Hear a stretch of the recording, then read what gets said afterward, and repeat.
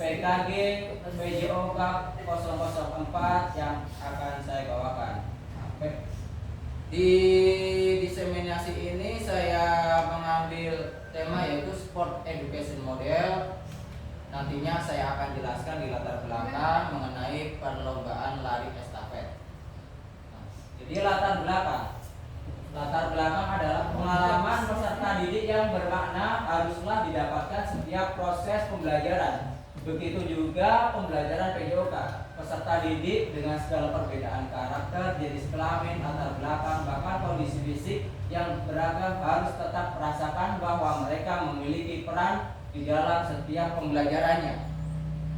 Penerapan Sport Education Model atau SEM dalam pembelajaran PJOK di sekolah dasar menawarkan pendekatan yang komprehensif dan menarik untuk meningkatkan pengalaman belajar peserta didik dengan fokus pada pengalaman berkompetisi, pengalaman berketerampilan dan peran aktif murid.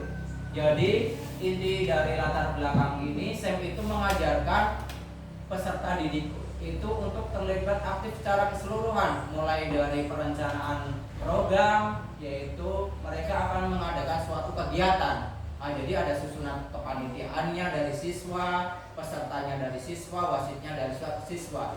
Itu juga bisa terapkan di pelajaran kelas masing-masing atau pelajaran pelajaran yang lainnya selain PJOK.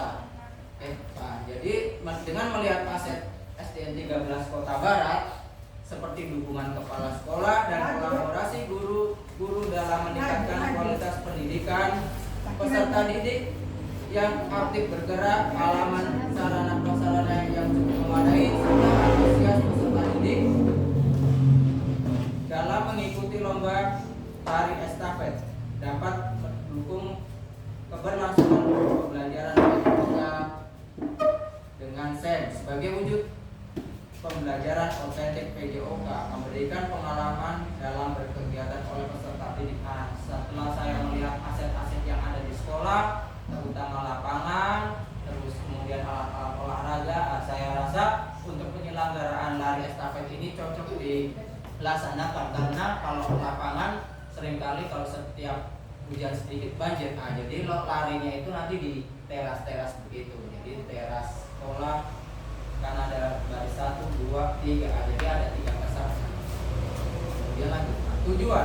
Tujuan yaitu memfasilitasi pembelajaran PJOK yang berpihak kepada peserta didik dan kontekstual serta mengembangkan nilai sikap tanggung jawab, kolaborasi, berpikir kritis, fair play untuk merancang aktivitas gerak melalui perlombaan lari estafet.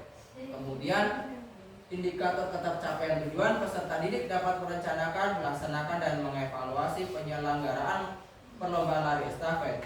Yang kedua, peserta didik dapat menyampaikan ide atau gagasan, memilih peran yang sesuai dengan potensi tanggung jawab dengan apa yang sudah dipilihnya. Kemudian yang ketiga, peserta didik dapat mengimplementasikan nilai kerjasama dan fair play dalam perlombaan.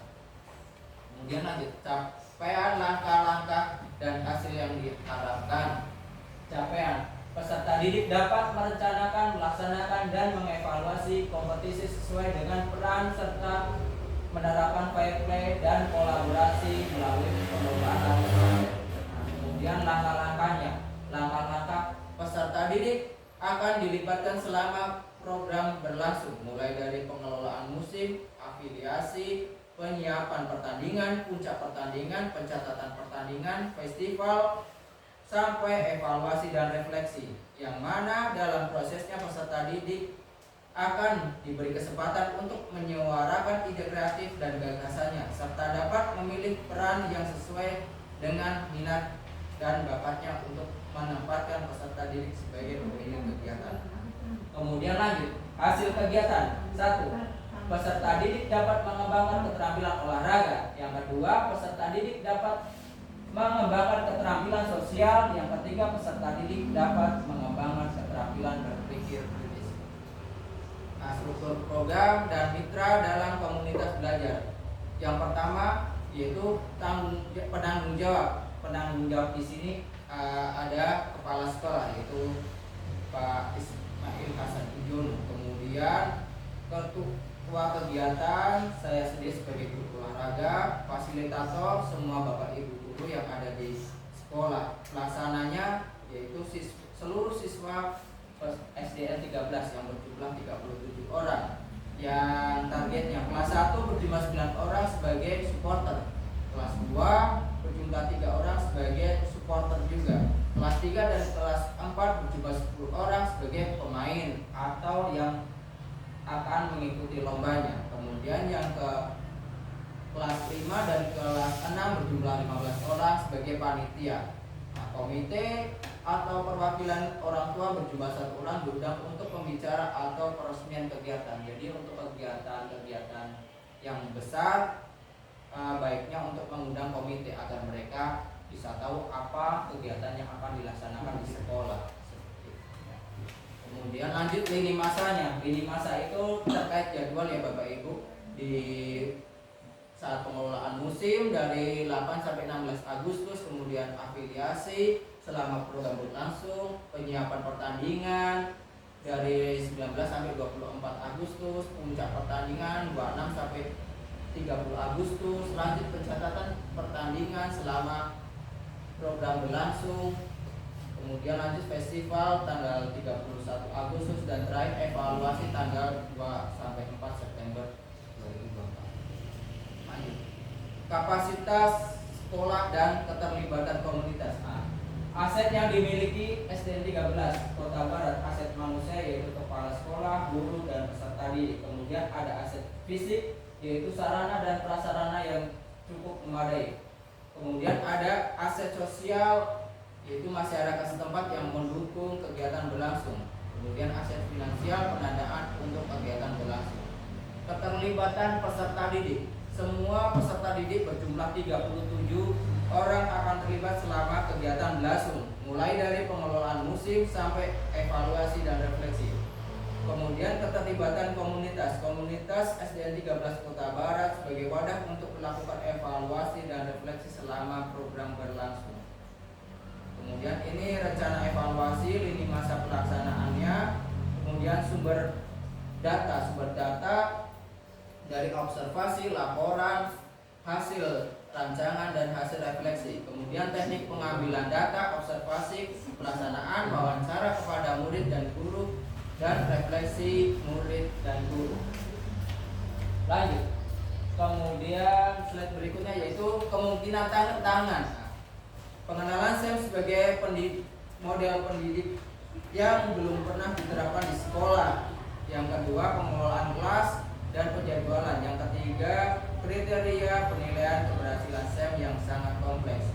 Nah, untuk mengatasi kemungkinan tantangan yang pertama itu disiapkan sebuah solusi dari saya, yaitu satu, melakukan sosialisasi tentang SEM kepada warga sekolah dan orang tua. Jadi sosialisasi seperti ini harus digalakkan atau diselenggarakan agar warga sekolah itu tahu apa itu SEM. Kemudian yang kedua, menyusun perencanaan pengelolaan kelas dan jadwal yang efektif, berkoordinasi dengan masing-masing guru agar tidak bersinggungan atau tabrakan dengan kegiatan yang lain. Jadi biasanya banyak agenda dari masing-masing wali kelas dan harus diinkludkan atau dikoordinasikan dengan wali kelas masing-masing agar tidak bertabrakan jadwal. Kemudian kriteria sebaiknya didasarkan pada tanggung jawab, antusias, semangat dan masing-masing peran. Karena kalau melihat dari keberhasilan SEM ini kita akan kesulitan, maka solusinya ditanggung jawab. Jadi kalau semisal pelaksanaan SEM atau sport education model, misal seorang anak itu menjadi pelatih atau menjadi wasit, ketika dia sudah menjalankan tugasnya berarti sudah dapat nilai bagus. Terus lanjut lagi. Oke, terima kasih atas kesempatan yang diberikan. Mungkin ada tanggapan atau pertanyaan, Bapak Ibu disilakan. Tidak ada? Iya, rencananya itu nanti biasanya kan sebenarnya ini tuh sudah kita sering lakukan kayak class meeting. Nah, cuma kalau kelas meeting itu kan, iya meeting kelas itu semua dari kalau SD kan ada guru-guru semua kan. Nah, harusnya siswa yang kelas tinggi itu dilibatkan, entah itu mereka jadi wasitnya atau mereka disuruh jadi kepanitiaannya. Nah, nanti yang pesertanya kelas-kelas rendah seperti itu. Jadi konsepnya seperti itu. Bisa juga dilakukan di guru-guru kelas, bisa ada lomba cerdas cermat biologi atau matematika. Nah, nanti dari kepanitiaannya mereka sendiri yang susun, pertanyaannya mereka sendiri yang susun. Kita sebagai guru fasilitator saja. Misal mereka butuh print untuk cetak kuis, misal butuh proyektor untuk menampilkan soal, nah, seperti itu. Kita sebagai guru hanya untuk fasilitator. Berarti ini berupa pembiasaan Pak, belajar organisasi. Ya, betul Ibu. Kayak kalau di biasa SMA, SMP itu ada OSIS seperti itu. Nah, Ini kan mereka sudah mulai dilatih dari mulai dari SD sudah dilatih untuk keberanian mereka dipupuk dari SD kan. Ya, betul Ibu. Jadi mereka bisa diberikan kebebasan untuk berekspresi mengenai kegiatan yang positif. Iya, yang mereka bisa buat kegiatan apa saja. Oke, Ibu Bapak, kalau sudah tidak ada pertanyaan, demikian. Kalau sosialisasi itu bisa saja, misal begini Pak, tidak harus langsung kumpulkan orang. Kalau misal bisa, Ibu Pak, kita akan mengadakan sosialisasi mengenai SEM. Bisa juga pada saat kita bikin video begini diberikan.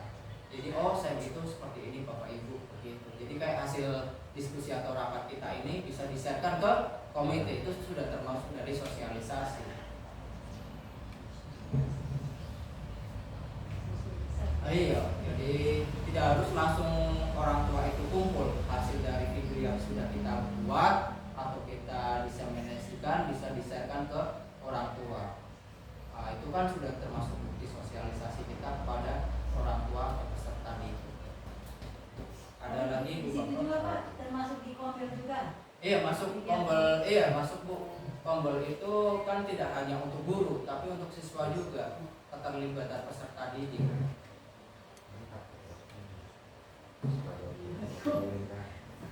Ada lagi Bu Bapak yang akan ditanyakan? Sudah? Oke, kalau tidak ada, cukup sekian diseminasi dari saya.